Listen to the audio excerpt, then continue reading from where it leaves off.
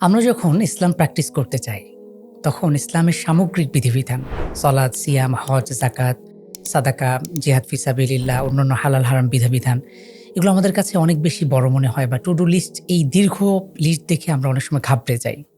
প্রিয় দিনী ভাই বোন, না আপনি ঘাবড়াবেন না। আপনার দিন প্র্যাকটিস শুরু হোক প্রথমে সালাতের মাধ্যমে। দৈনিক ৫ ওয়াক্ত সালাত আদায় করুন।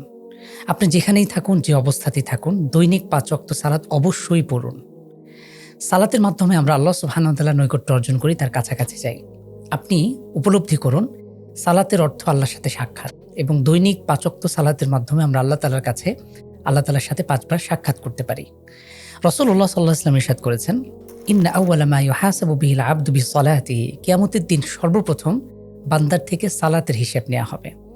ওয়া ইন সালাহাত ফাকাদ আফলাহা ওয়া আনজাহ, যদি সালাতের হিসেব সহজ হয়ে যায়, সে যদি সঠিকভাবে সালাতের হিসেব দিতে পারে, অন্যান্য সব কিছুতে সহজ হয়ে যাবে, সে সফল হবে এবং মুক্তি পাবে। তাই কখনো সালাত মিস করবেন না। ইসলামের বাকি বিষয় আপনাতেই ঠিক হয়ে যাবে। আল্লাহ তাআলা আপনার জন্য সহজ করে দিন।